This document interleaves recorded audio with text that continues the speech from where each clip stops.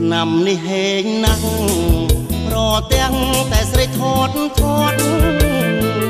កាបជុំនៅវត្តឃើញមួយគួរឲ្យមេត្រីតងតែស្លៀកខោហើយឈរញ៉ាំការ៉េមកៃ